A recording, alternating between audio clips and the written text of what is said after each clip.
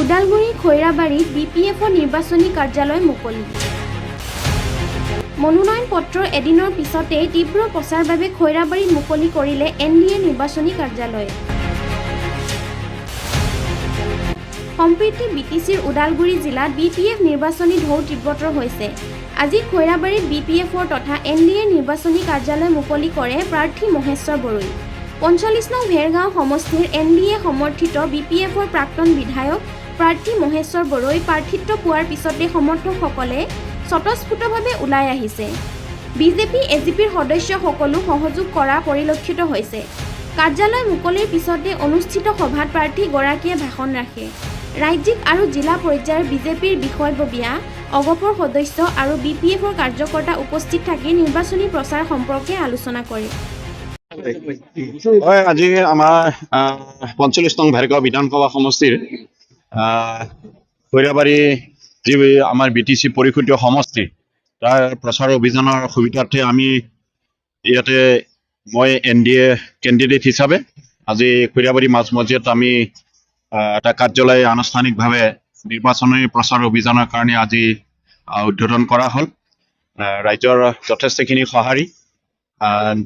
এইখন কাৰ্যালয়ৰ পৰা আমি আজিৰ পৰা তীব্ৰ গতিত আমি প্ৰচাৰ অভিযানত নামি যাম আৰু ৰাইজৰ প্ৰত্যেকটা কৰ্ণাৰত প্ৰত্যেকটা অঞ্চলত যাতে আমাৰ অভিযানৰ বা আমাৰ এনডিএ চৰকাৰৰ ভৱিষ্যতৰ পৰিকল্পনাবিলাকক যাতে ৰাইজক জনাব পাৰে, এইখন কাৰ্যালয়ৰ যোগেদি আমি আজি এনডিএত অন্তৰ্ভুক্ত হোৱা মুখ্যতঃ আমাৰ বিপিএফ দল, ভাৰতীয় জনতা পাৰ্টি আৰু অসম গণ পৰিষদৰ নেতৃবৃন্দই এইখন কাৰ্যালয়ৰ যোগেদি আমি যথেষ্ট প্ৰচাৰ অভিযানত নামি পৰিম। আজিৰ পৰাই আৰম্ভ আমাৰ প্ৰচাৰ অভিযান মুঠতে চলিয়ে আছে।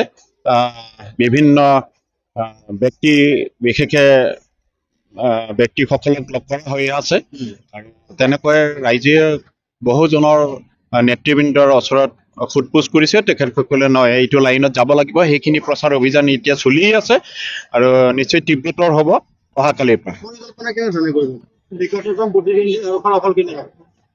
নিকটতম প্ৰতিদ্বন্দ্বী বুলিবলৈ এতিয়া আমি বিশেষকৈ আহিব ছেকেণ্ড পজিশ্যন হয়তো ইউপিপিএলে পাব পাৰে, কিন্তু বহু ব্যৱধানত আমি এনডিএ প্ৰাৰ্থী হিচাপে ওলাই যোৱাটো নিশ্চিত, কোনো সন্দেহ নাই।